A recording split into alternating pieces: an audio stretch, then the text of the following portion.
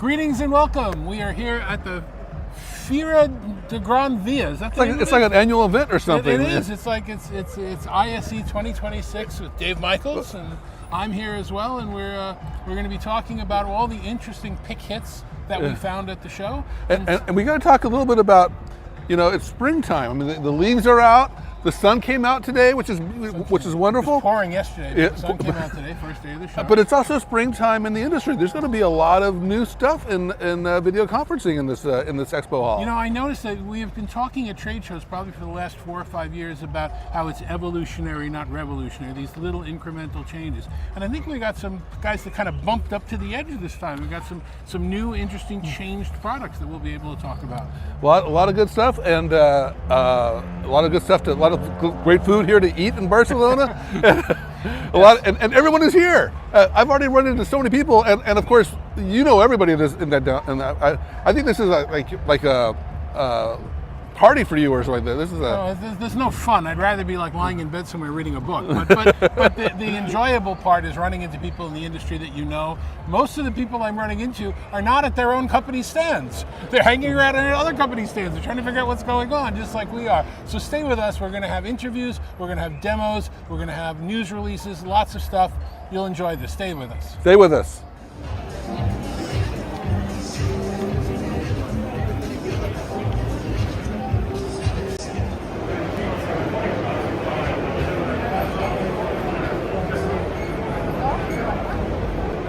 Now we're going to go check out the new stuff at Logitech, and we actually got to see this in advance. They did a pre-announcement. They did a pre-announcement, and I spent some time with them yesterday chatting, and we'll show you some of that chat where they were showing off their new digital and analog camera. It's kind of a mixed pan-tilt zoom and an EPTZ, and they have the separate one, and they have a new recess, and it's really a great thing. We should go take a look. And we can finally end the dispute about analog versus digital. We could never decide which is better. I don't think we'll end any disputes. Well, at least we'll see what some examples are. Let's go. Yeah. We're here at the Logitech stand at ISE, and we're here at setup day. This is Monday. The show doesn't officially open until Tuesday, but we kind of like to get the behind the scenes, the background. First of all, the Logitech booth, gentlemen, this is pristine for a Monday setup day. You've still got people sweeping out piles of sawdust around here, so you guys did a great job. Introduce yourselves. Sure. My name is Nathan Catino. I run strategic market relations and market insights for Logitech. Neil? I'm Neil Fleuster. I'm head of portfolio and alliances for Logitech in Europe. You're very familiar. I mean, I think we've done a couple our of first things. radio, David. Yeah, exactly. So, what's the big story coming from here? Obviously, we've picked your new camera, which is behind me, and I'll show some B-roll of that. But what's that story, and what are the other stories? So there's many different stations here. We're trying to help customers figure out what solutions we bring to the table to work from home, on a plane, on a train, all the way to when you actually physically go into the office. All the different size rooms that you need, all the different work areas that you need. We like to think we have something for everyone. So we're literally looking at our personal workspace solutions as well as our team workspace solutions in the entire stand. Okay. And what's the cool part about the new cameras? Well, I think it builds on our existing portfolio. We've been known for the kind of small and medium-sized rooms. That's where Logi has kind of made its name in the B2B VC space. But this really takes us into those larger, more complex spaces by being able to add in not just the PTZ and the optical capabilities of the Pro camera, but also the intelligence that the Rally Camera AI solution provides. I think the other really interesting thing about this is, whilst we've got them all on display, it's really a piece of invisible technology. We want the customers to go in the room and concentrate on their HR meeting, their marketing meeting, their finance meeting, not having this camera, in your face all the time, distracting you from that. So you'll see some of the setups we've got over there. Again, you show it in the B-roll. These actually kind of hide into the wall and kind of blend away and fade away. So again, go into the meeting room to concentrate on your meeting, not, am I pan tilting zoom the camera with a remote or a touch control and all the rest of it. The AI part is the fact that, again, it's got the intelligence, so you can take your intelligence to your business process. It's just one of the products that you're showing here. We should talk about a couple of the other ones, right? Yeah. You just did launch some new headphones that we talked about a couple of months ago. The help me with the brand name. The Zone Wireless 2 Wireless 2. for business, as well as the Zone Wired 2 for business. Okay. So we have all those PWS products. We have our new Sora keyboard, the K980. We have the new MX Master 4 that's done really phenomenally well already just in the first quarter of its release. But then we also have other things, like we're showing dual sight, something we turned on in beta. I believe we were actually showing it in beta last year. It's now in production. We have Rally Board 65 Can I as have well. one? Yes, absolutely. Spot. The Before fact you- of getting yeah. occupancy sensing and all of those environmental details. So that was a great tour. I appreciate it. Some really cool products that you've had for a year, a couple of years, introductions. You guys have this flow of new products always coming out, so we have to stay on top of it. People want to get their hands on it. How can they find out, specifically in the US? How can they get more information about So it? in the US, definitely our website, logitech.com, that's usually the best place to start. If you happen to be at ISE this week, of course, come to 2K100. You can see all the products in person, but our website's the best place to start. That was a great booth video tour you did with Logi. I enjoyed that. I don't know how you got Nathan on video. The guy's so camera shy. That was a rare accomplishment. Well, Nathan and Neil at the same time. That's got to be, like some sort of kismet or karma or whatever. And doing it when the show's not open yet, when they can really walk us around and show things, I think, it's a different view, but it's one that I really enjoy. It really gets some behind the scenes stuff. And I'm particularly happy that you got the Spot, because that doesn't get enough attention.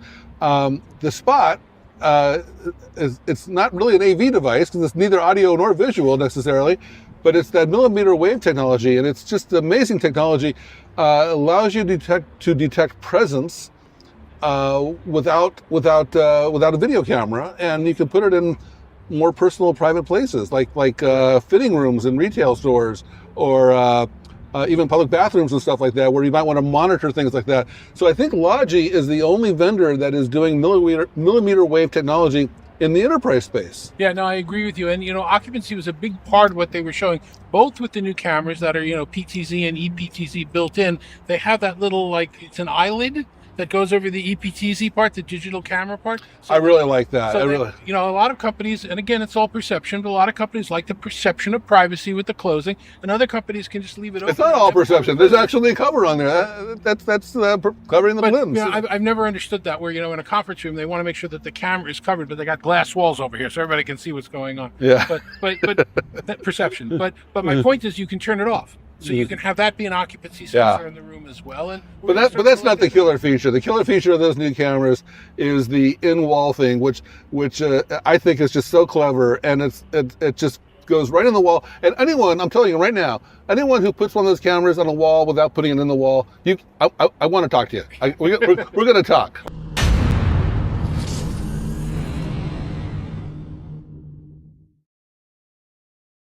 So we're now on our way to Cisco. We are on our way to Cisco, and Cisco gets, they're going to have big announcements. You know why I know this? Why? Because they get a 2-for-1, because they have Cisco Live the following week. So every vendor wants to have big announcements. They get to have one set of announcements that they get to use at 2 shows. So They squeeze them together into one time and space. So you can expect at least 4, maybe 5 announcements. Now they've made a lot of announcements, but the last big hardware announcements that they made in collaboration in video were the camera, their IP-based camera. Yeah, it was an Infocom, right? Right, and then their microphone, the IP. So they're doing Oh, IP that was a year connectivity. ago. The ceiling Right, mic, yeah. here. So let's go take a look and see what they have. All right, let's go.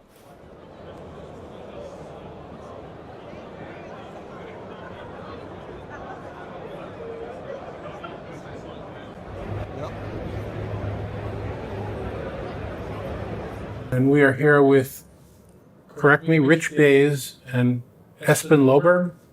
That's correct. I never get the pronunciations right.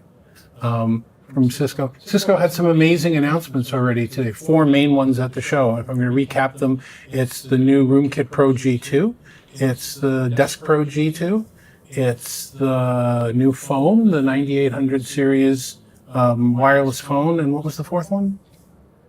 The AI agent integration. AI agent integration. Right. Kind of the 5th one that David as well. Actually, there's also the Samsung partnership and Workspace Designer. Right. As well. We did get that. So now in Workspace Designer, you can have it'll figure out the room requirements, including for Samsung, Including verified and certified displays. Tell me about the power of everything over IP combined with the power of whatever choice you want. It's not just locked into a Cisco platform. It can be anything that you like. The gist of what we're doing here, and the main announcement is really that we are cleaning up the AV puzzle with the RoomKit Pro G2. We have built a new compute module with NVIDIA, the most advanced module probably ever built by Cisco. It has NVIDIA here at its core. And it really brings agentic AI. That's Jensen's business card, right? This is Jensen's business card. And it brings agentic AI into the large complex spaces. That's a starting point, right? Because in the past you couldn't really do agentic AI in those spaces because it was a mashup of technology from different vendors that didn't really talk together. And then it's very hard to do any proper orchestration for the end user and for the owner of the room. So that's the first thing we're solving this product and making it super future-proof with this simplified, unified, powerful architecture. And we look at the back of the unit, it's got tremendous amounts of IP with PoE, it's got analog, it's got everything all blended. It's a monster, right? It can do everything. It really blends the legacy analog world with the future-proof digital and IP world. And maybe you want to talk to the inputs and what we're doing there. Yeah, so like we have the ability to have the 8 PoE, as you mentioned, but also 10 gig Ethernet. So we can also bring Cisco smart switches in to extend to not just the peripheral of today, but the peripheral of tomorrow. If you think about our current RoomKit Pro that's currently in market, that this is obviously going to be replacing, this obviously makes sure that we can bring extra peripherals in the future, but also the workhorse power required. It's been there for like 8 years in market, the current RoomKit Pro. So it has to be future-proof for also what's going to happen in 2030 and beyond. We're going to have to be a lot more agentic applications. We've gone from SIP and H323, but now also we're in the world of native meeting platforms. And how do we make sure we can drive them for the future with bringing all this together with manageability as ability in a single pane of glass and control hub and extending that even further as well. So we hear from a lot of your competitors, FUD, that oh yeah, they have all these great things that all work together, but you've got to be Cisco. So you now have an IP microphone, IP To be fair, Cisco has a long reputation of being a very closed, isolated environment, and so now it seems like you're the most interoperable of all the companies in the video space. We're by far the most interoperable, but we're also by far the most open platform because it doesn't only go with the meeting platforms, it's also how you can integrate this with a lot of other workloads through fully open APIs, whether that's on the codec or in Control Hub. And I think that the biggest proof point now that of this open ecosystem is how we're now bringing the Microsoft MDEP certification for the first time to a large room device. That's an industry first. Yeah, it's kind of strange because last fall you announced OS 26. And you didn't have a product. It was like you had this OS 26, but it had no product. So this is what you were thinking about. You had this. You may have known this was coming a few months later. We have known that it was coming for the last 5 years, and we actually consciously kind of pushed out the announcement of the hardware to focus, making sure that the software platform was rock solid and ready for these agentic workloads, right? So let's move on. Let's talk about the Desk Pro G2. By the way, did you get G2's permission to keep using his name on all these products? Yes, he's trademarked it, but we got his permission. And then this is why you keep calling it future-proof. This is like, So the difference between the Desk Pro and the Desk Pro G2, the not obvious difference is more power inside, right? The processor is... More power. I mean, it's still built. It's a continuation of the NVIDIA architecture that was already there in the G1, right? And which was already very capable. I think the biggest change for the G2 is not really kind of the AI processing power. While we have amped that up a bit for these scenarios, it's more so the new camera solution that integrates with the NVIDIA AI and how we're bringing the agentic director to the desk and small table. So I wanted to talk about the camera because the camera is very interesting on a device of that size. It's two cameras side by side, each one with a slightly different role, right? One is narrower, one is a little bit wider. But with two cameras, that also brings it back into the capability of capturing spatial video. Yes. Is that in the back of your mind as you're going through this? It was a conscious decision going into this. Like, I think we see, spatial meetings and 3D content is definitely growing in the world. We've had obviously quite success with the Apple Vision Pro and WebEx platform to bring those experiences from the hologram back in the day to where we are today. And we see a future where 3D does play a role. And we want to make sure that these devices are future-proof and ready to unlock those experiences. And I think I'm excited for the next couple of years and what's happening in that space. So when you released the capability of doing spatial meetings in the room systems, it was just a free software upgrade. Is the same thing here? It's a software upgrade? Yeah, same thing here. You put this device on your desk, you join a WebEx meeting. If you put an Apple Vision headset on, you can be seen in 3D in that headset. Why do you think 3D might work in the future? Or what has to change? What has to change for this to go mainstream is 3D displays. You can have amazing experience today in an Apple Vision Pro, but that's the starting point, right? And that's kind of the premium experience. For this to go wide, you need integration with 3D displays. We are, as you have seen in some of our Whisper Suites, kind of experimenting with that technology. And this product is the capture side of the spatial meeting, right? There needs to be a render side.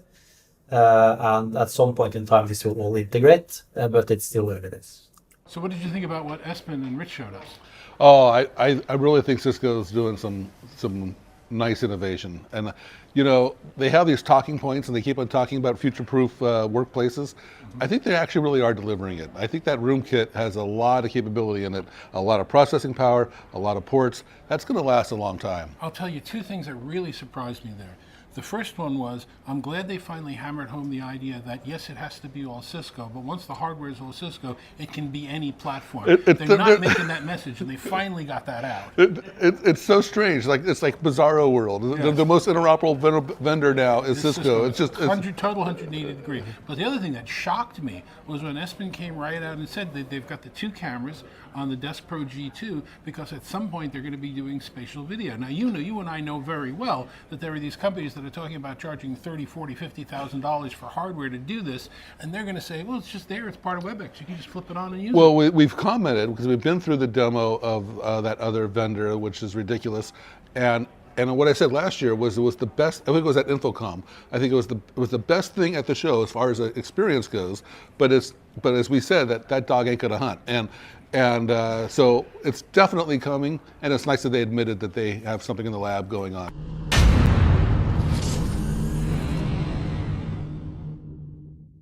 So we're on our way over to the Nariva booth, but we just came across this map, and I don't think a lot of people realize how big this conference actually is. Yeah. Let's take a look at here. This is the Fura Gran Via. Huge conference hall. So this is the 7 halls, or 6, 7. Almost everything that we're going to is in Hall 2. Which is labeled Unified Communications, but it should be labeled MDEP. And so almost all the vendors are here. We've had a few vendors out here. Crestron is over here, and we over. have some of the display vendors here. Shure is over here as well. And over in the past, we've seen innovation startups over here. A couple of people there are interested in taking a look at, but almost you are here. Almost everybody is over here right now. And Microsoft is there. This here is the taxi line, by the way. Yes. He's actually accurate. It is the taxi line. That's Hall 1. We had some vendors in there last year, but not this year. So what are we going to look at Nariva? Nariva, they're doing some brainiac things. You know, they're doing a lot. They got the best audio in the industry, as far as I can tell. And so we got to get an update on them. They got the HDLs, they got the HDXs, yes. They got all kinds of stuff. So let's go get the update. Okay, I agree. Let's go take a look. Good. Okay, and James, what's your role at Nariva? I am the VP of products. Okay, you're the VP of products. So you're the person in charge of all the new products that come out. Yes, yeah. Not the engineer, but yeah. We handle all of the product management and industrial design and user experience. Okay. Yeah. So we've been talking about the HDX for about a year now. Some of it was NDA, and now you revealed it last year, I think, at Infocom. And we actually saw it demoed the other night, and we'll play some video of it. Well, welcome everyone. I'm James, this is Adam, and we're going to give you an overview and demonstration of the new HDX series. The Nariva HDX series is designed to deliver exceptional audio experiences, both for remote participants and people in the room. The audio bars, they contain a two-way speaker system in the bottom, two-dimensional microphone array in the top. They're designed to be wall-mounted and available in black and white. And then the pod is just a microphone array. and it's small and light, designed to be mounted on the wall or on the ceiling. So it also includes a T-bar rail mounting kit. And then we've got all of our AV connections in the back. You can connect it to the LAN and the intranet for remote device management.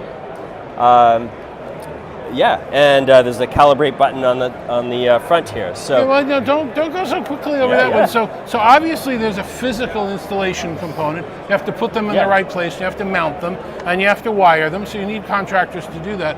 But then after you've done that and you've plugged everything in, that's your audio programming guy, right?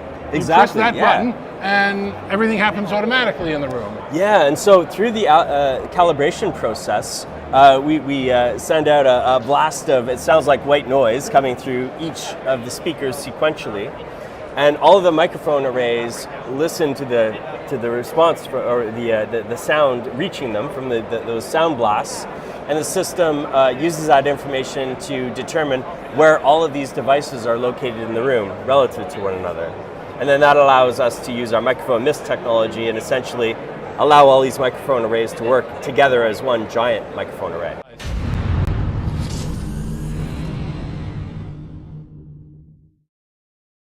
And then the other big announcement that came out of the show was you're taking your 210 product and you're making it available in a bundle with the audio codes. Folks. Yes, yeah. We recognize, we focus on audio, but you need more than just audio to outfit a meeting room. And so in working with audio codes, we're able to provide a complete turnkey system for medium rooms that includes the HDL200 with microphone mist technology, the audio codes, Android-based MTR, the RXV200, the control pad, and audio codes cameras. Let's not talk about that. Let's actually go. Walk over there and show it to Okay, them. great. So I'm here with James Rempel from Nareva and Nandi Davidi of Audio Codes, who apparently are working on a bundle together. Is that correct? Yes, we are here in the Audio Codes booth 2N350, and we are demonstrating a joint solution that we are coming very soon into the market, which is using the Audio Codes product, the controller, the codec, a camera, and now we are adding the Nueva bar for medium rooms as a complete bundle that will be sold by Audio Codes. This is all the features of the Nareva bar, the microphone mist and everything else? That's right. It contains the microphone array, speakers, onboard echo cancellation, and our microphone mist technology, so it can cover a room up to 18 feet, all from one position on the wall. So what do you think of our pals from Nareva? It's an audio company, but there's so much to see in that booth. It's unbelievable. They've got so much going on.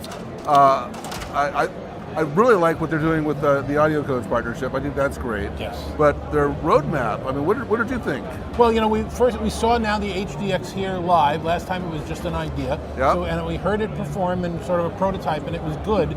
They don't have the dynamic voice lift working yet. That's still going to be a couple of months from now. They had voice lift, but not the one that works with the mist. But then the key thing was they had guys in front of the room with a hand microphone walking all around the room, and one of them picked up the hand mic and pretended he was giving a razor shave to the speaker with no feedback. It's automatically controlling all the zones and the sounds and the feedback. That's going to be an amazing thing for our industry. And you talk a lot about just the microphone and what they call the mist technology. Right. But their audio, just their speakers are amazing too. It sounds good. It picks up good. And as you pointed out when you had your private conversation with Dave, David Martin, who's one of the founders of the company, they're worried about not just the audio on the far end, but the audio actually in the room. With the Auracast. With Auracast for people that want the assistive listening. I think they've got some really amazing products there. And we did see that bundle with Audio Codes. I think that's one of many companies that are going to start simplifying their audio instead of these very complex to program systems.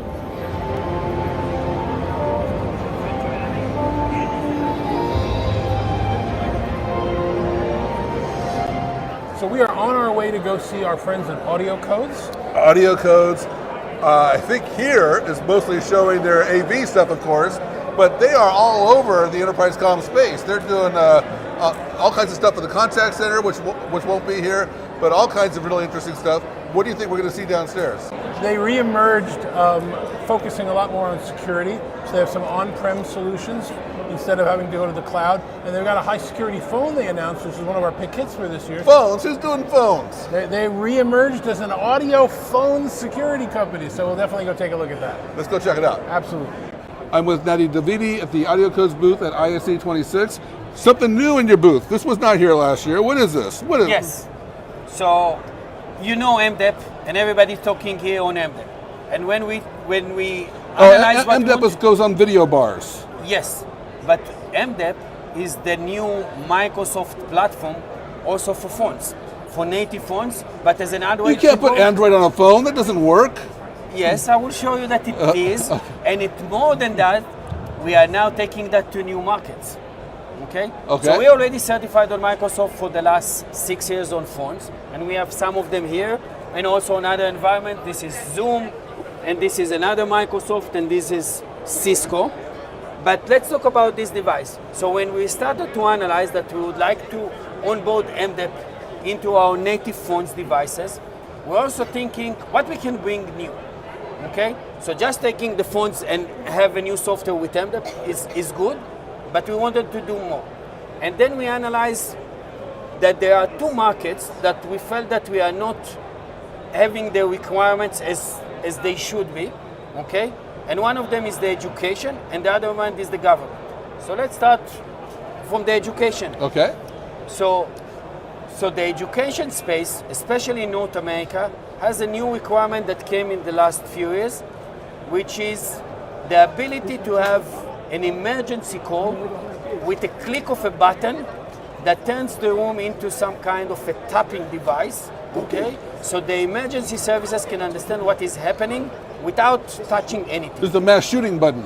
Yes. Okay, all right. Okay, there's even name on that. I think it's Eliza's law. Okay, and the idea behind that, it's like when you think and you see movies. Okay, you something happening in the bank, and someone is clicking a small button below the table, and then the alarm, silent alarm is coming. So this button is doing the same. It's not doing a silent alarm. Is doing a silent call. So we are currently working with Microsoft on that button, that when there will be an emergency in education, it doesn't have to be in education, but education is very focused on that. So someone will click for more than 2 seconds on that button, an emergency call will go out to predefined services. Okay? Nothing will happen here. You will not see it. This is the silent part. Okay?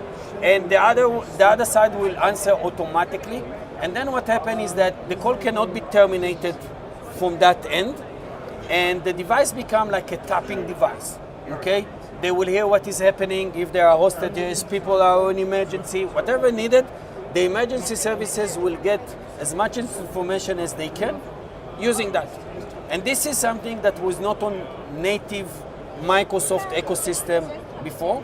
So that phone will have MDEP system, but also that button that we are now working with Microsoft to integrate the software around that, probably around the second quarter, that will be GA outside.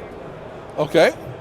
And government. The other sector that we would like to take that device is the government sector. We see more and more government entities are going into UC. Microsoft is one of them. And what we understand is that they have other requirements that we wanted to integrate. So one of the flavors is that we have that for general, the regular flavor, but we'll have a flavor which is producing a special line, which called TAA, which is a trusted line that the government of US can trust that. Okay, not all, it has to be specific country, it has to be analyzed, but some US personnel that is being trusted. The other thing that is coming in the hardware is what we call hardware mute. One of the things that government agencies are afraid is like what I said from the education, is that someone will hack into the device, doesn't matter who is that, and turn the device into a tapping device. There's been some famous stories about this, yes. And you know, when you are getting into all kinds of special meetings, you have to put your mobile out. The device in a refrigerator. In a refrigerator. Yes, okay. And so the idea is that they do not trust the software. Even though that you say, yes, we tested pen testing, it's Microsoft MDEP, whatever, they want an extra security into that. So what we have developed is that in that trusted factory line, we also produce the phone with what we call hardware mute. It's a metallic relay that is connecting the microphone both on the speaker side and also on the handset. That without the user lifting the handsets, okay, the microphone is not physically connected into the device.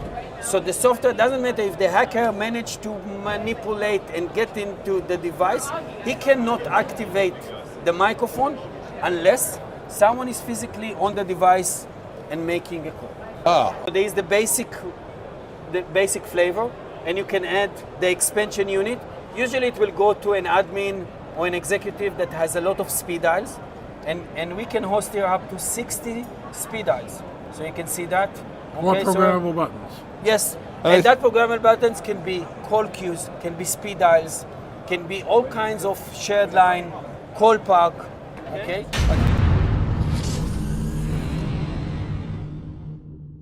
Great story. And we also had the experience of looking at that new phone, which is our pick kit from them this year, which had the silent alarm on it, and it also had that off-hook, on-hook feature where the microphones are only active if you pull the phone off the receiver. Metallic disconnection. I love that. I think that is so important. Do you remember the early days of VoIP phones? There were some hacks that turned on that absolutely. microphone when the phone wasn't supposed to be on. If you haven't seen it, look at the movie The Conversation. It talks all about that. Yeah.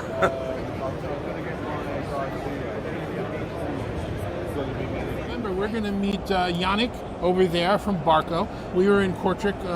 I'm looking forward to this conversation because this event, you know, is sponsored by MDEP. I think is the official sponsor. Not exactly, but yeah. But a lot of it has been a very similar MDEP story, Right. And I think we're going to get a different take on it from Barco. Yeah, because again, they had introduced the product, but they didn't have it yet, and now hopefully they're going to show us a certified product. All right, let's go. Let's meet Yannick. All Okay. right. So, hi Yannick. We saw you in Kortrijk, your headquarters in Belgium. Yes. I saw you at Infocom. Exactly. What's happened? Give us an update. Okay, so in May we announced only to analysts, and then in June in Infocom we announced our ClickShare Hub. Yep. So based on a new platform for us, based on MDEP. And then meanwhile, between Infocom and then now ISE, we worked a lot together with the Microsoft team and the Sennheiser team to have our first bundle certified. So that took us half a year. Learned a lot of lessons. Your booth here, it's huge. Now, see that great new button there? Yeah, look at that. So that's what I was asking about. There's a lot of MDEP at this conference. Yes. But nobody else has a button. Tell me, how did you get certified as a button? Was that an easy thing or a hard thing? Well, for us it was new, I think, and I think it was also new for Microsoft, for Sennheiser as well, because it's like Microsoft. It's MDEP based, it's modular, it's button, so a lot of new things all in the mix. Because so many of these MDEP products seem kind of similar, and they're touting the same benefits, but you had to create a whole new classification. Is that accurate? Yeah. Well, indeed, one of the first modular, adding a button to it. So that's that probably took a little while. That took a while, but we are very proud that we can finally show it here, and it's shipping. So it's not just showing, but it's really already in the field. And by the way, we have already a new customer in France, so it's really real. It's in the market. The button's being pushed. Exactly. All right. Will you give us a demo? Of course. All right. We're in the Barco stand this morning, and we are looking at Barco's first Teams certified bundle on the new Barco ClickShare Hub. Exactly. Got it right. Okay. So the first bundle is the Barco ClickShare Hub, but it's a bundle, of course. So, and it's a bundle with the Sennheiser. We have two bundles that are certified. So the certification bundles are the ClickShare Hub Pro with the Sennheiser Medium, and we also have a version, the ClickShare Bar 4, with the small version of the Sennheiser. TCS and the TCM. Exactly, Right. exactly. Okay. So show us the new button first of all, because the button's the cool part. You're really interested in the new button, right? That's the new one. So it's a little bit more bulky, let's say. It's much more powerful. The most important thing, and I think a lot of IT managers will love it, DP Alt. That means that for the companies, they do not need to install any software, so you can just click into the laptop. For guests, it will always work. click and you can share. So if they allow USB connections, it has the full function of the hub. And if they Exactly. don't allow USB connections, it just works like a display port. You just Yeah. get the display output. That's Exactly, awesome. exactly. That's so it'll awesome. always work.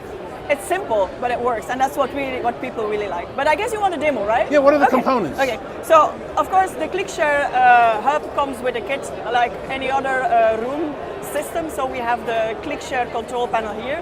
We just want to do a call. It's like similar what you see always. We just join the call, right? And then the call will start up. But when the magic really starts with the ClickShare hub, that's when we want to share content. So that's where the famous button starts in. So wait, before you do that, just we're talking about this device here. Yeah, which that's is the base unit. the base unit. We have mounted it here so that people can see the connections, etc. And normally you don't see it. But we are very proud of it, so that's why we show it here on the booth. But again, about sharing content, just plug in the button. And as you know, you just have a look at the circular LED. Once that is fully light up, then you know you can share. Let me show you here. Voila. So that means like you're ready to share.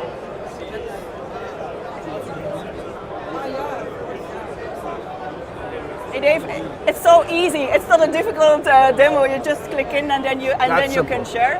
And now, what's the point? I think that is the critical or the most important thing is because it's that easy. People forget like what use cases it might help you. Think about you're in a meeting and you have a guest. Like if you're visiting Barco, you have a customer, you have a supplier, and they need to share. They need to do their pitch.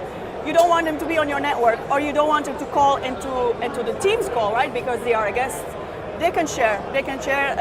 Just plug in the button because it's DPL, no software required, and they can easily share in the meeting room, which is important, but also with that nice lady who is on the far end, also following the meeting. So that's really what makes it extremely simple for all meeting participants.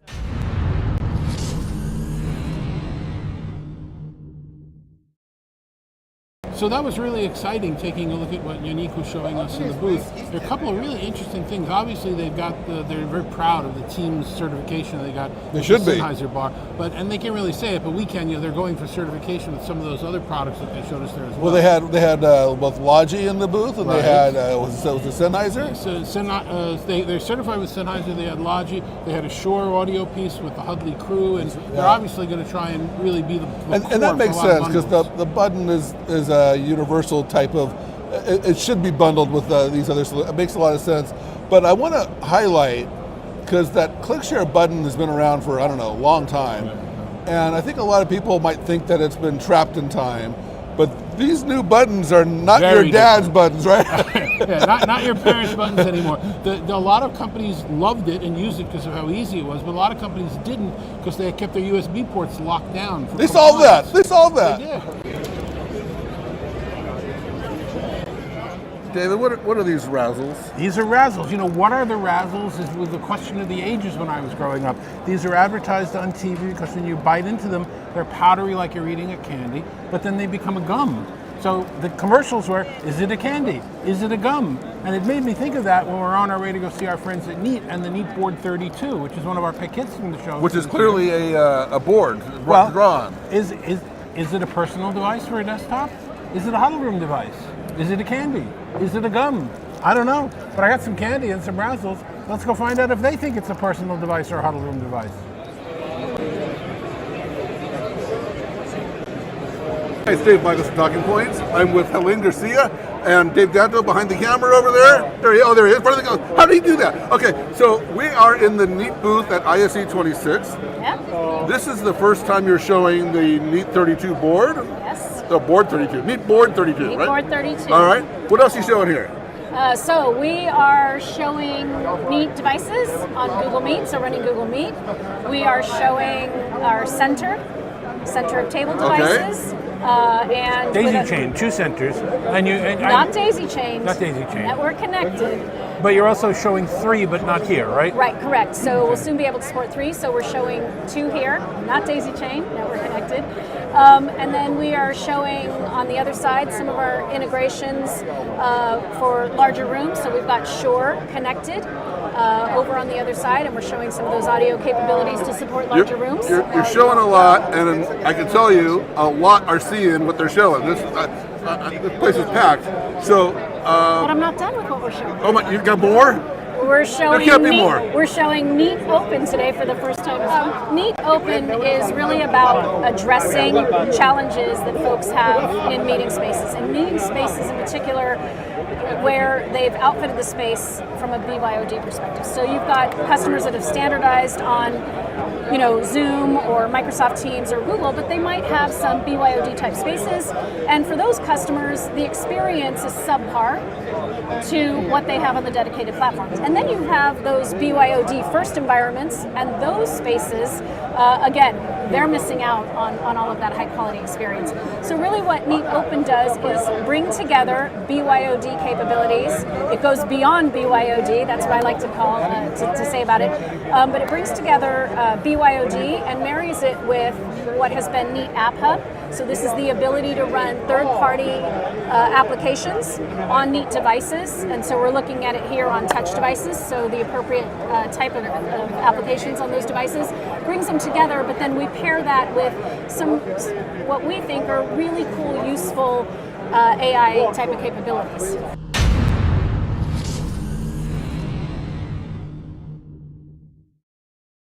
So David, what did you think of Neat?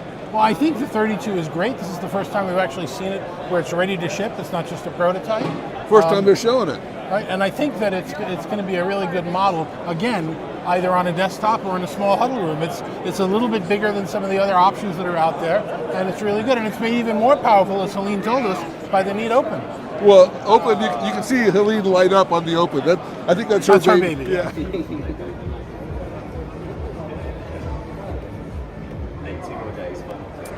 So David, we've been seeing lots of room systems and lots of solutions for conference rooms and meeting rooms, but we haven't seen a lot about hybrid office. I thought we'd see more of that at this show. Well, that's actually our next step. If you can kind of look back there, that's AppSpace back there. AppSpace is an interesting company where, they started in the digital signage space where you could put content on your Teams room and your Zoom room, and those are their partners, the Cisco rooms. But they've kind of tied together a whole bunch of different modules around room booking and intranet and other. I'm going to do a bad job explaining it. Why don't we go take a look at it and see what that's Let's go. Okay.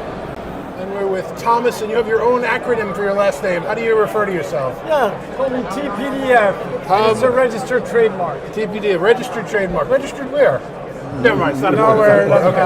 Okay. In AppSpace. You're with the company AppSpace. Now, for people who are not familiar with AppSpace, how would you describe AppSpace in a brief couple of sentences? AppSpace has been on the market for over 20 years. We position ourselves as a workplace experience company with 4 products built on top of a shared platform. The 4 products are digital signage, intranet, space reservation, and visitor management. The 2 allow us to communicate and help organizations deploy a workplace management and a workplace communication experience to all team members. Now here at ISE, which of those 4 or all 4 of those 4, what's resonating with this audience here? Ideally, you would think that digital signage would probably be the part that's more interesting from an AV perspective, but in reality, all 4 products are highly connected. For example, digital signage is about employee engagement, connecting you, but when you go into the office, you need a desk, you need a meeting room in order to work. The meeting room has a scheduling panel. That scheduling panel is like a little digital sign. When you enter the meeting room, you'll have an MTR endpoint from Microsoft or Zoom or Cisco. You want to run content on those screens when they're not. So they're pretty much all interconnected, and I think we're seeing that most customers see the benefit of the workplace platform experience story with the product sitting on top. And that's actually your raison d'etre. That's actually the value here, is that you're not just providing those 4 products, you're connecting them into a single strategic brain, correct? I think you're spot on. I think at the end of the day, there are point products that compete with each of our products. No one really in the market has 4 products that sit on top of a shared platform that has common services, devices, users, AI, insights. They're all built at the platform layer, and the products benefit from them independently. But then when you start connecting the experiences between the products, you're starting to see a tremendous value for the team member itself. Okay, so you said you're 20-year-old, 25? 20 plus years old. Okay, now. so how does AI fit into that story? Because that's got to be a new element. So we started with AI 3 years ago, and the three focus areas we had was generative AI, which is the one everyone started with, right? Creating the story, creating images, rich media content. Then we added to that insights, the ability to understand the data, whether it's on the comms or workplace management, how many users are engaged with what story and what are they doing with the story, or from an insight, how many users are coming in the office and where are they going when they're in the office. And then we added conversational AI and more of the assistant experience. That was the foundation of our AI strategy. Built on top of our own AI IP, but with the ability to connect to different AI models, the leaders in the industry, as well as a customer-owned model. Now where this is going is where it's most exciting. This year we just announced the ability for customers to build their own personal assistants inside AppSpace. So let's say I have a business problem I'm trying to solve for a team member. Can I build an assistant to assist that team member? Or if I'm an administrator of the system or a power user, is there an assistant that can help me achieve an administrative task in order to be more efficient? So being able to build your own personal assistant to help is going to be transformational. And all of that leveraging MCP, which is becoming now the standard to allow tools to talk to each other amongst different systems. So having an assistant that allows me to talk to ServiceNow, to talk to Microsoft 365, that's going to really change a lot the AI experience of the platform. So I want you to break it down in a very simple manner for somebody who's not used your product before. What's the ramp to starting to use it? I'm a company, I don't have any visitor management program, I have somebody ringing the doorbell and I'm handwriting out badges.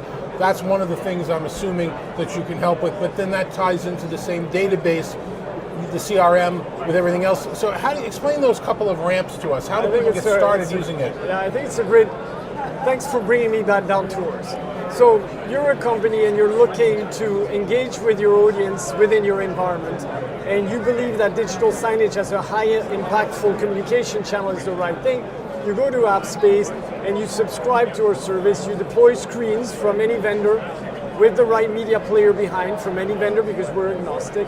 You deploy that and you start putting communication campaigns on those digital screens.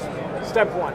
Step two, you now want to have your users not only engage in the workplace, but getting most value out of the workplace. So you want to make resource reservable. I want to be able to book a room. I want to be able to book a desk within a neighborhood where my colleagues are going to be sitting. I want to be able to book a smart locker so I can store my personal belongings. That's our space reservation product. So now I'm not only engaged in the workplace, but I'm also navigating and benefiting from most of the workplace. Then the reality is most users live in a converged workplace. I start my journey at home, I'm on the go, I'm eventually in the office at some point. So you bring in the intranet product, which allows you to be engaged on your mobile devices, in Teams, or on your desktop. The content that shows up on your intranet happens to be not very different than the content, that shows up on the digital sign. So there's kind of a repetition in the communication patterns here. And finally, a workplace wouldn't be a workplace if it was only your employees. It's also the people that come to your office to see you for a meeting, to give you services. And that's when visitor management comes in the mix. At that point in time, you've got to have the ability to invite a visitor, get them pre-registered, and when they arrive on site, they show a QR code, checks them in, notifies the host. They're now in your office, you give them the information of where the meeting room they're expected to be in is, and you guide them.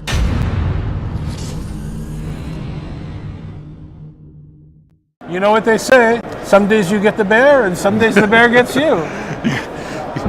You know, there hasn't been a lot of great swag at this event, but I got a bear, and that's what matters. And the bear's holding your microphone.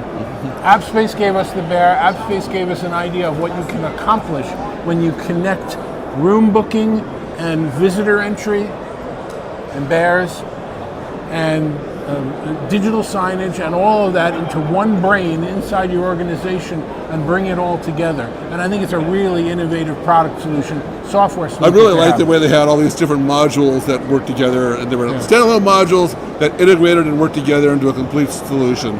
So, and I was mostly impressed, they have the touch panels you have on the wall for scheduling. They can convert those touch panels to little digital signs that say, welcome TalkingPointz to the room, automatically timed for when we go into the room, then it shuts off and goes back to normal. So I think it's a really powerful solution. You guys should take another look at it if you haven't, and it's definitely one of our big hits for this year.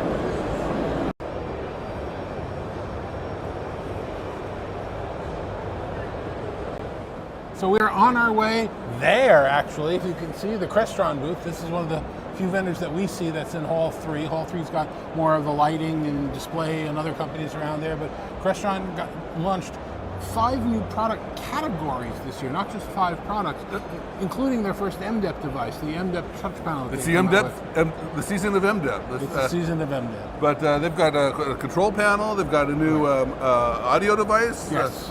Let's go see it. Okay, we're gonna go see Joel Mulpeter. Sure, I'm Joel Mulpeter, Director of Product Marketing at Crestron. All right. 5 announcements? Isn't that a lot? I mean, come on. Did you have to have 5? You have to show up everybody else? Yeah, it is 5 new products that we're very excited to bring to the market and show to all our great customers. What are they? So we have the Collab Compute, so brand new compute for Teams rooms and Zoom rooms, core of hybrid meetings, new touch panels in the 80 series doing scheduling, UC control and general Crestron control, new camera in the i12D, a part of our One Beyond lineup, a new audio platform called DMNAX Intelligent Audio that scales from huddle to high impact, all based on AV over IP, and then a new process for deploying Automate VX with our auto measure cubes. It uses computer vision to get very accurate measurements for Automate VX. So I'm tempted to go down the One Beyond because it was One Beyond, and now it's like you keep on adding stuff to it. So, but I want to focus on the Collab Compute. Sure. Because I was just getting used to the 3 C's. You had content, collaboration, and control, and now you've got Collab Compute. It's like 2 more C's there. Yeah. And so what's going on with that? Yeah, so content, collaboration, control still remains our overarching messaging as how we describe a space that really takes all the advantages of our technology, right? We need to move content around the room. We still want to collaborate on Teams and Zoom, have intelligent video, intelligent audio, and we want to control and automate that space as well. So the Collab Compute sits squarely in the collaboration group of products, and it is really our core for hybrid meetings. And what's hard for, because people like me associate you with Collab, but obviously you do a lot more. You got the Collab and like the back 40 of your booth here. You got what's going on in this booth? You got a lot going on here. We do, yeah. So we split the booth up into that content, collaboration, control story. So the whole content area, it's all about how we move media around meeting spaces, high impact spaces, auditoriums, so AV over IP, DM essentials, and air media. And then as we head into the collaboration area, the compute, the core of the meetings, intelligent video with our cameras and intelligent audio with our new platform. And then control is really all about Crestron control, Crestron user interfaces, and our XIO cloud management software as well. What I really like about the Collab piece is how it's all coming together, because you had the cameras, the One Beyond, which and that was kind of a big move for you when you acquired One Beyond, I guess it was, and that's really becoming a very strong portfolio. But the compute really completes that. How does your partners react to that? Yeah, we're really excited to bring the Collab Compute to market. It works with all the peripherals we have today, and obviously any peripheral that's certified for Teams and Zoom. So we're working closely with a bunch of partners, obviously very close partners to Crestron like Jabra, Hudley, and Sennheiser as well, to make sure that we can use that compute in some great solutions that solve all the problems our customers have out there in the market. So Joel, you've got a lot of touch panels. Why did you need another? Yeah, this is a good one to show the thinness of the device, the size of it, how easy it is to install. This has a very simple bracket, screw it into the wall, pop the panel in, and we have a number of mount options for this as well to do angled mount if you're looking at it from a height, off mullion, on glass installs as well, and just surface mount. These are the scheduling version of these panels in this case, but this is a new 80 series. They come in tabletop versions as well, which have a neat angle to sit on the table to do Teams and Zoom. And then we obviously also have our standard control ones. But the new integrated light bars on these products really make them simple to deploy. Plug them in, sign into your application of choice for scheduling. Light bar will work straight away, and then people can walk up to the room, understand whether the room's booked, whether it's free, interact with the panel and book the space as well.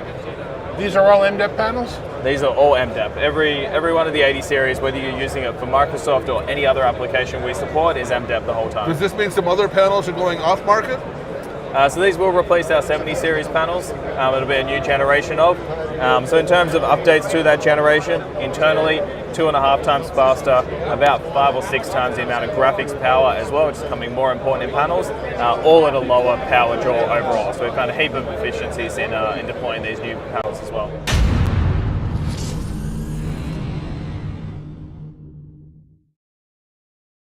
Well, Well, David, what did you think of that Crestron visit? I think, they've not just created some new products and new pieces, but some new product categories, which is interesting. It's very interesting to see they have their own compute now. So instead of using, like an Intel or a Dell or whatever else comes off the shelf, they now have some solid control over how they'll be interfacing with the brains of those systems. The story is really coming together. They got that 3C thing going on. They've got their own cameras. They got their own compute. I mean, and the thing is, I mean, you really can't see from this angle necessarily, but they have a huge booth. Two booths over there. And so they're in Hall 3, and my first reaction is, why are they in Hall 3, not in Hall 2? But I think ISE is their show. This is just phenomenal. I mean, you can't see how crowded that booth is. It is. They're showing so much stuff. They have so much interest. You got such a strong base here in Europe. And back to the original point about how their story is coming together, they've come from basic controls. I know them from the old Crestron, right. and they really have blown out their portfolio so large, so comprehensive. It's great to see them adapting to the way the times are changing. No, I agree, and I think the fact that they announced MDEP about a year ago, but now they've actually got their first MDEP product, the control panel that they're working with. It's really good to see. Again, they're doing more with the One Beyond camera system now, so they've got more camera capabilities. It is really a very comprehensive, and that's the exhibitors, Crestron and others, that are standing out at the show this year, the ones that have this big breadth of portfolio. So it's not just a display or a computer or a camera, but they're telling the whole story now. They can do end-to-end, and by doing that, they can control the experience a lot better. Let's try to get a picture of this booth here. The other camera, which has better resolution.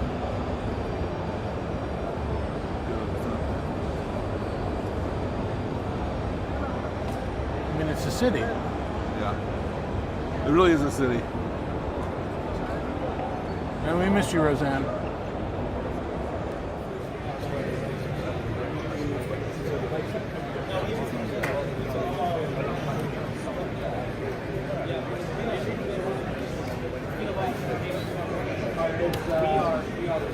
Well, that's another ISE in the books. Another one, and until next year, I guess. Well, we have a bunch of other shows between now and then, but this is a good event. This is actually a surprisingly productive and impactful event this year. Yeah. And I think ISE is becoming ground zero for video conferencing equipment.